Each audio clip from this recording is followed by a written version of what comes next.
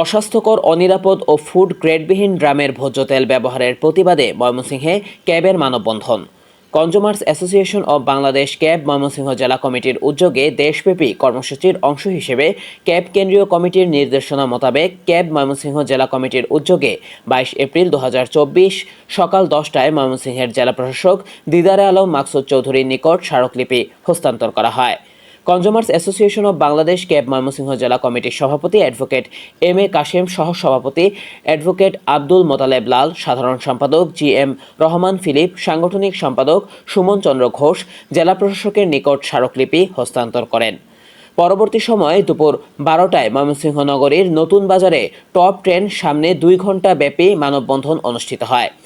অস্বাস্থ্যকর, অনিরাপদ ও ফুড গ্রেডবিহীন ড্রামের ভোজ্য তেল ব্যবহারের প্রতিবাদে ক্যাব ময়মনসিংহ জেলা কমিটির সভাপতির সভাপতিত্ব করেন অ্যাডভোকেট এম এ কাশেম। সঞ্চালনা করেন ক্যাব ময়মনসিংহ জেলা কমিটির সাংগঠনিক সম্পাদক সুমন চন্দ্র ঘোষ। স্বাগত বক্তব্য রাখেন ক্যাব সাধারণ সম্পাদক জি এম রহমান ফিলিপ।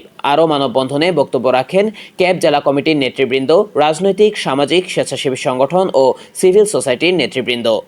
মানববন্ধনে উপস্থিত বক্তারা ভোক্তাদের অধিকার ও স্বার্থ রক্ষায় ও ভোক্তাদের অধিকার বাস্তবায়নে আন্দোলন জাতীয় ও একমাত্র সংগঠন কনজ্যুমার্স অ্যাসোসিয়েশন অব বাংলাদেশ ক্যাবের জনবান্ধব কার্যক্রমের ভূয়সী প্রশংসা করেন এবং তেল, গ্যাস, বিদ্যুতের মূল্য ভোক্তাদের সহনশীল মাত্রায় রাখার জন্য ক্যাবের অসামান্য অবদানের কথা কৃতজ্ঞতার সাথে স্মরণ করেন।